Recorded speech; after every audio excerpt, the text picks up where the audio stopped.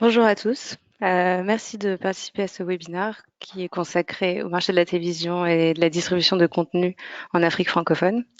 Je vais commencer la présentation tout de suite. Alors, avant de commencer la présentation, un petit aperçu des activités de Dataxis. Dataxis fournit des données sur les marchés de la télévision, des télécoms, de l'OTT et des technologies qui sont liées à ces marchés. Et nous organisons aussi des événements en Europe, en Amérique latine et en Afrique autour de ces sujets. Et ensuite, Dataxis publie une newsletter qui reprend toutes les informations et les évolutions des marchés de la télévision et des télécoms en Afrique et en Amérique latine. Toutes les données qui sont utilisées dans cette présentation sont des données qui viennent de la base de données de Dataxis, qui contient des données trimestrielles, des prévisions sur les marchés que j'ai cités pour les 54 pays d'Afrique.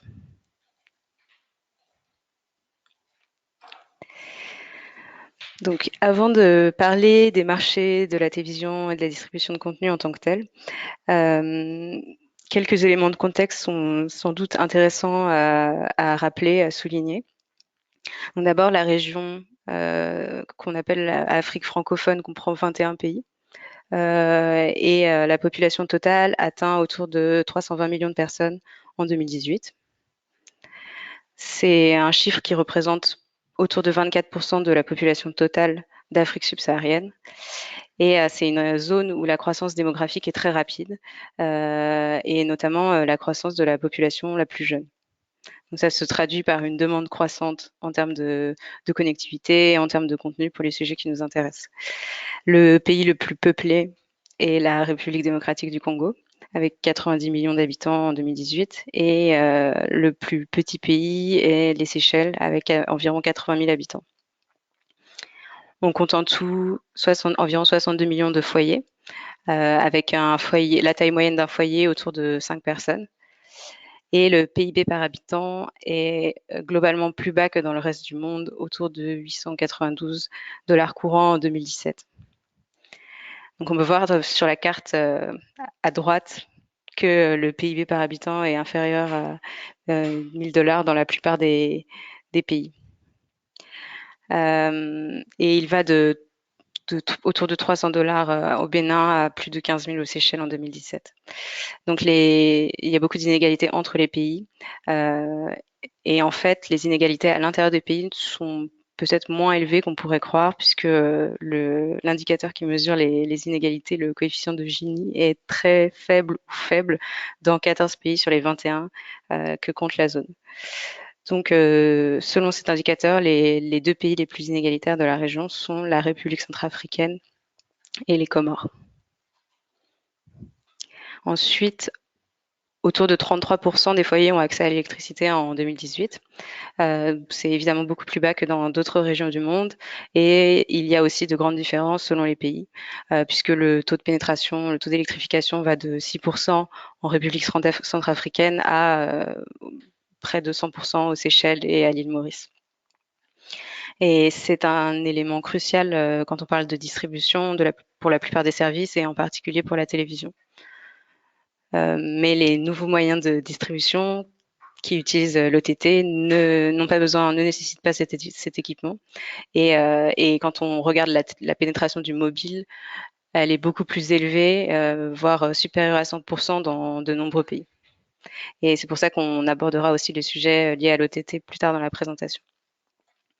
Ensuite, on se réfère à la zone en utilisant le terme Afrique francophone, parce que c'est une langue officielle dans la plupart des pays, dans tous les pays étudiés, mais il y a de très nombreuses autres langues et leurs dialectes dans la région. Et l'Organisation internationale de la francophonie estime qu'environ 100 millions de personnes sont effectivement francophones, ce qui représente un taux de pénétration pour toute la région de 30% en 2018.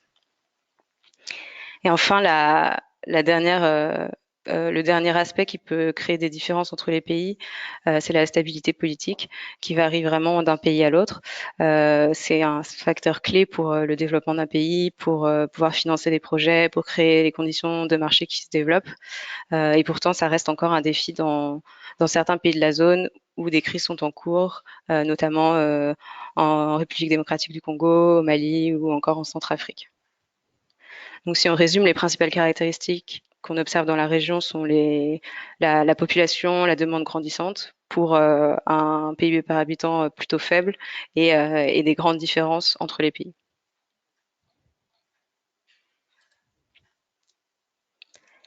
Les foyers télé, les foyers qui ont accès à la télévision représentent environ 20 millions de foyers parmi les 62 millions que compte la région.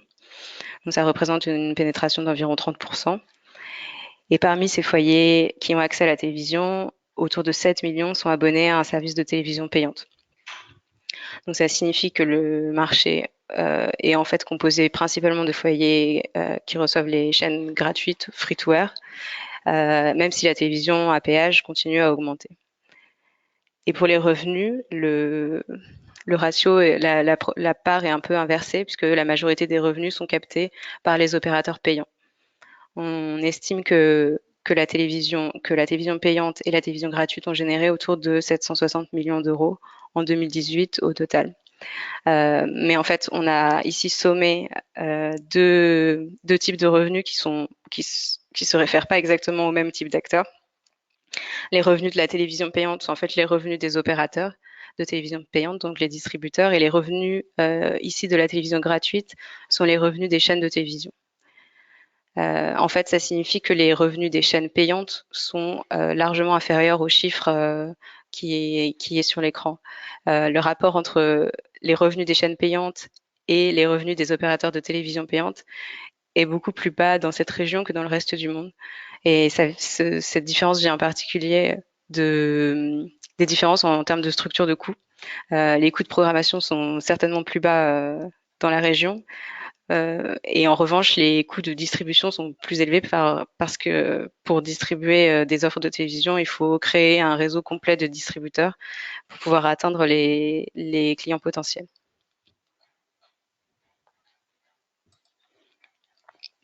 Donc en moyenne, entre 30 et 35% des foyers, des foyers qui ont accès à la télévision reçoivent une offre de télévision payante. Et c'est un taux qui peut paraître haut pour la région et qui est lié en particulier aux faiblesses des marchés gratuits. Donc, quand les contenus gratuits sont diversifiés, qui sont de qualité, sont difficiles à trouver, le marché de la télévision payante est plus développé car les offres payantes viennent compenser en quelque sorte les faiblesses des marchés gratuits.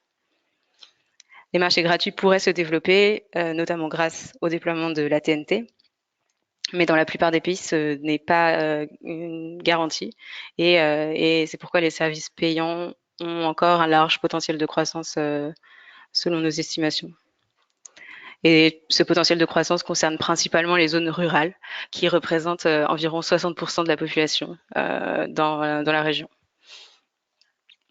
La télévision gratuite est reçue par satellite ou par la télévision terrestre, qui en fait comprend principalement de la télévision analogique encore dans la région. Et pour la télévision payante, à droite, donc on peut voir d'abord qu'une forte croissance a été observée ces dernières années.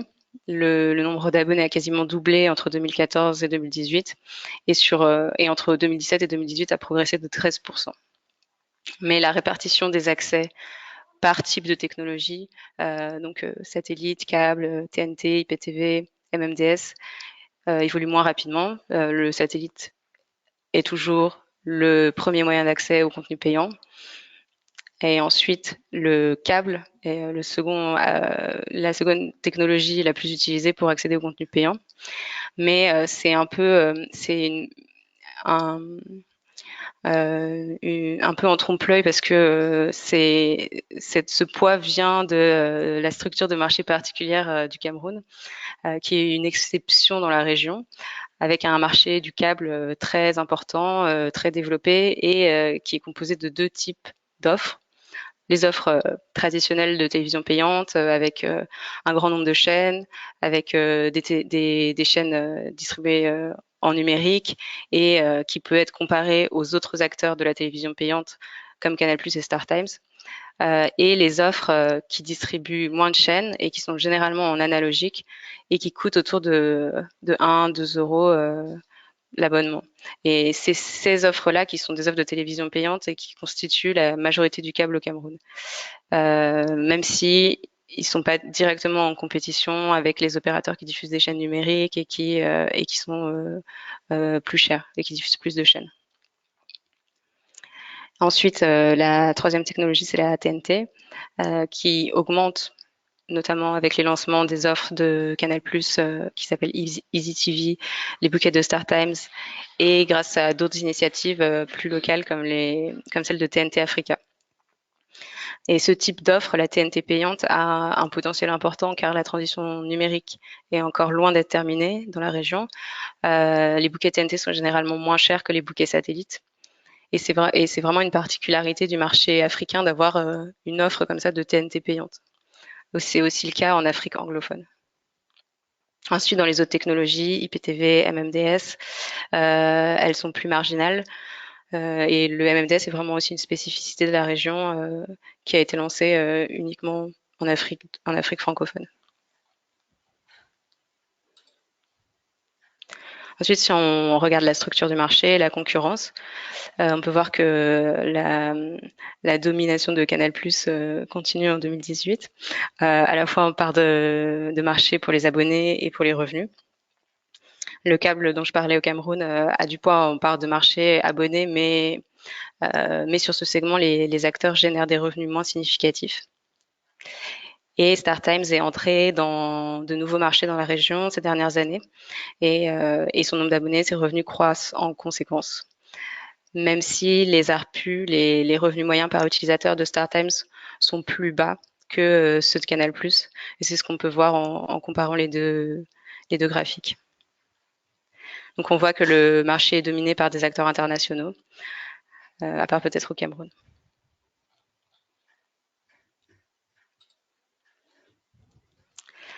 Donc les revenus moyens par utilisateur varient en fonction de la technologie de distribution. On voit que l'ARPU du satellite a décru entre 2017 et 2018 et a atteint environ 11 euros en moyenne. Donc ça représente une baisse de revenus pour les opérateurs, mais ça signifie aussi que l'ARPU est plus cohérent avec les réalités de la région et en particulier avec le pouvoir d'achat moyen des habitants de la région. L'ARPU du satellite est resté à un niveau élevé pendant de nombreuses années et c'est notamment à cause de la faiblesse des marchés gratuits, des marchés du free-to-air, parce que la télévision payante était le seul moyen d'accéder à des contenus variés, à des contenus de qualité, etc. Et aujourd'hui, l'amélioration des offres gratuites et aussi le lancement d'offres satellites à plus bas prix, comme celle de Strong Technologies par exemple, pèse sur les prix à la baisse. Ensuite, on peut voir que la pénétration de la HD représente environ 4% des abonnés. C'est seulement le début de la HD dans la région. Le ratio est très bas aujourd'hui, mais il devrait évoluer dans les prochaines années car en fait Canal+ vient seulement de lancer le décodeur HD dans la région. Et la TNT pourrait aussi permettre à plus de chaînes de diffuser leur contenu en HD.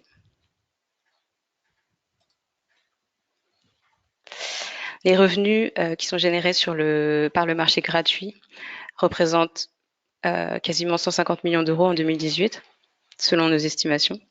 Donc ils sont très bas, c'est un marché sous-investi et ces revenus ne semblent pas suffisants pour assurer des bonnes conditions de production, des contenus de qualité, la profitabilité de nombreuses chaînes dans la majorité des pays de la région. Nous prévoyons que les revenus vont augmenter de 63% d'ici 2023.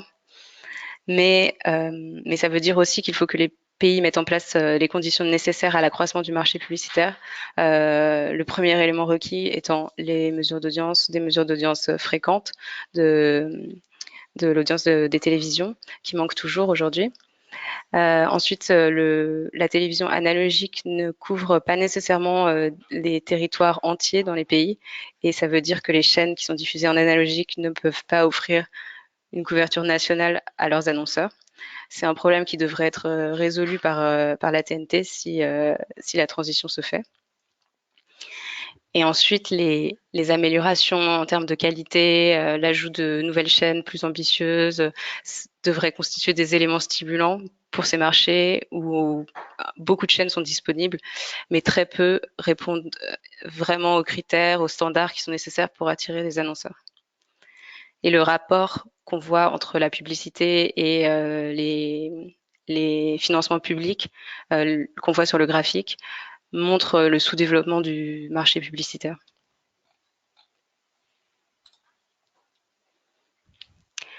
Donc, j'ai parlé de la transition à la télévision numérique. Elle est terminée dans un seul pays, dans la région, au Rwanda, et elle est en cours dans 5 autres pays, avec des stades différents selon les pays. Mais elle a été annoncée dans pratiquement tous les pays. C'est important de noter que dans cette région, la transition a été annoncée et repoussée de nombreuses fois. Et donc, c'est très difficile de savoir quand la mise en place aura effectivement lieu. Beaucoup d'obstacles peuvent retarder le processus. D'abord, le financement des infrastructures, l'équipement des ménages en appareils compatibles avec la TNT, que ce soit les postes de télévision, les décodeurs, et aussi la capacité à produire plus de contenu et donc à justifier une transition pour les populations. Donc c'est pour ça que dans ces prévisions, nous avons décidé d'être prudents et c'est aussi pour ça que nous ne pensons pas que la transition sera définitivement terminée en 2023. C'est-à-dire que le signal analogique sera éteint dans tous les pays de la zone. Et évidemment, il y a de grosses différences selon les pays. Et les différences viennent souvent d'un engagement différent de la part des gouvernements, d'un soutien politique différent de la part selon les pays.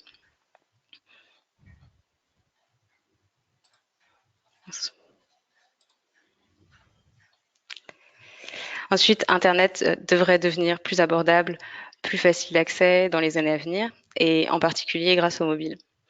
La pénétration de l'Internet filaire, la DSL, le câble ou la fibre est aujourd'hui extrêmement faible, devrait rester faible dans les années à venir, autour de 1% des foyers en moyenne. Et c'est notamment expliqué par le fait que l'Internet fixe est souvent très cher, aussi peut être plus lent qu'en Europe et dans d'autres régions du monde, parce qu'il est plus rare, parce qu'il est plus dur à acheminer. Donc le marché va augmenter et il y a des initiatives intéressantes, en particulier concernant la fibre. Mais c'est un marché qui devrait rester quand même marginal dans les 5 années à venir, surtout quand on le compare au marché du mobile. La croissance du marché du mobile sera supportée par la croissance de l'équipement en smartphone. Donc, nous prévoyons que le nombre de smartphones va passer de 64 millions en 2018 à 148 millions en 2023. Et l'Internet mobile, donc ici, c'est la somme de la 3G et de la 4G, augmentera aussi en parallèle et passera de 77 millions à 157 millions environ en 2023. Et parmi ces 157 millions, autour de 30% seront des accès avec la 4G. Et en fait, on compte les deux types de connexions. Les connexions qui sont faites via un smartphone, la majorité des connexions, et les connexions qui sont faites avec les clés 3G, 4G qui permettent un accès fixe. Donc aujourd'hui, ces technologies ne sont pas encore totalement répandues, mais il y a de nombreux déploiements qui nous font penser que la technologie deviendra plus accessible dans les années à venir. Et cette évolution de l'accès à Internet peut avoir des conséquences importantes pour la distribution de contenu. Donc le marché de la télévision, de la SVOD commence seulement à se développer. Et nous estimons qui représente autour de 110 000 abonnés à fin 2018, avec un leader sur le marché qui est Iroko Plus, détenu par Canal Plus et Iroko. Les plateformes qui sont actives aujourd'hui distribuent principalement des contenus de fiction, c'est-à-dire des longs métrages, des séries. Et les acteurs internationaux, type Netflix, Amazon, sont aujourd'hui marginaux, essentiellement parce qu'ils n'ont pas mis en place de stratégie dédiée sur la région, n'ont pas de réseau de distribution, ne sont pas très présents. Et en fait, sur cette région, les plateformes de SVOD sont confrontées à plusieurs types d'enjeux. Le premier, bien sûr, fournir des contenus attractifs, de qualité, exclusifs, mais aussi mettre en place une vraie stratégie de distribution, puisque la distribution uniquement en ligne ne peut pas être suffisante et en fait, des partenariats sont nécessaires avec d'autres acteurs, type des acteurs, des opérateurs de la télévision, des opérateurs télécoms, pour distribuer les contenus. Ensuite, le faible taux de pénétration des cartes bancaires crée un besoin pour les plateformes de mettre en place des alternatives, des moyens de paiement alternatifs pour leurs clients. Ensuite, les ressources financières des plateformes sont essentielles. Donc, les plateformes doivent être capables de soutenir des coûts d'exploitation jusqu'au moment où elles seront effectivement rentables. Et aujourd'hui, le marché, comme je l'ai dit, est vraiment naissant. Donc, les revenus des plateformes sont généralement aussi plus faibles que ceux de la télévision. Et en fait, en Afrique, de nombreuses plateformes ont déjà fermé parce qu'elles n'avaient pas atteint leur seuil de rentabilité à temps. Et enfin, sur ce segment, la compétition la plus dure vient du piratage et, le manque total de régulation entrave le développement du marché. Mais l'OTT peut aussi être utilisé d'une autre façon pour distribuer des contenus qui sont financés par la publicité. Et, c'est un marché qui peut avoir du potentiel où les acteurs sont confrontés à d'autres types de problèmes. La monétisation des contenus. Le marché publicitaire est certes très faible aujourd'hui, mais la publicité en ligne a l'avantage d'être mesurable et elle pourrait générer des revenus non négligeables pour certaines plateformes. Et ensuite, la visibilité, la notoriété serait essentielle. Le meilleur moyen de les améliorer étant sans doute de créer un partenariat encore avec d'autres acteurs qui ont une forte relation client avec, les habitants de la région, en particulier les opérateurs mobiles. Donc en conclusion, le marché est prometteur grâce à la demande qui est croissante et aussi parce que beaucoup de développements doivent encore être réalisés, la TNT, la HD, Internet par exemple. Le marché n'a pas cessé de croître jusqu'à présent. Les taux de pénétration sont toujours plus bas que dans les autres régions du monde. Et la concurrence pourrait aussi s'intensifier avec l'arrivée de nouveaux acteurs ou l'entrée d'opérateurs télécoms convergents. Et enfin, la distribution OTT peut créer de nouvelles opportunités parce qu'elle permet d'atteindre plus de clients potentiels grâce à la pénétration du mobile. Voilà, et tous ces sujets seront donc discutés pendant la conférence que nous organisons à Abidjan les 13 et 14 mars prochains. Et si vous êtes intéressé par la conférence, je vous invite à aller sur le site qui est consacré. Parmi les sujets qui seront abordés, la migration, la télévision digitale, télévision numérique, la télévision publique, la production locale, l'économie des chaînes privées ou encore les enjeux rencontrés par les opérateurs télécoms sur la région. Voilà. Est-ce que vous avez des questions sur la présentation ou sur la conférence?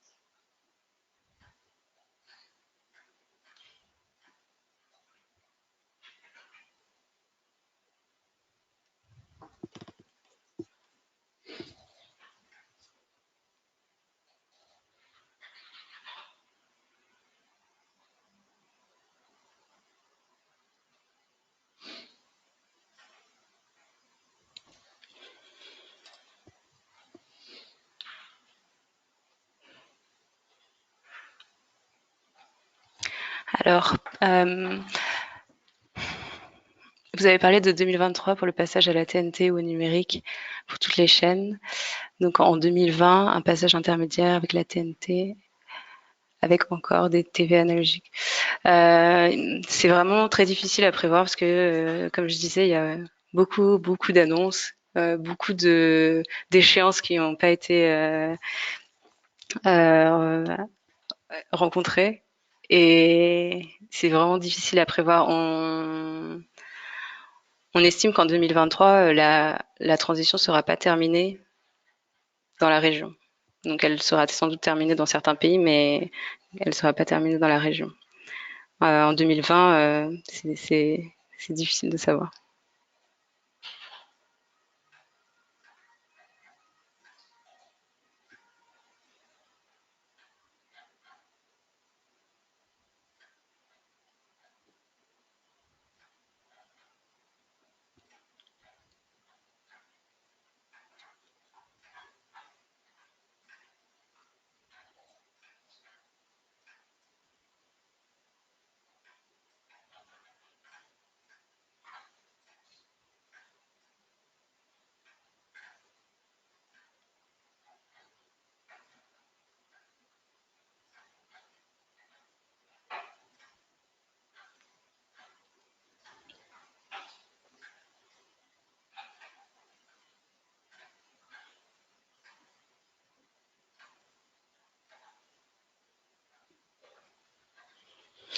Qu'est-ce qui justifierait le fait que la TV payante par satellite soit plus chère que la TV payante par TNT?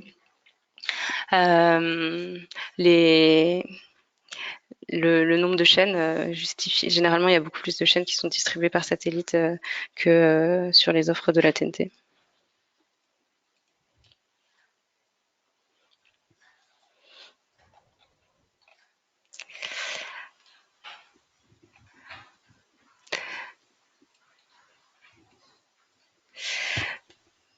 Bon, si vous avez d'autres questions sur la présentation, sur d'autres sujets, n'hésitez pas à m'envoyer un mail sur mon adresse qui s'affiche sur l'écran.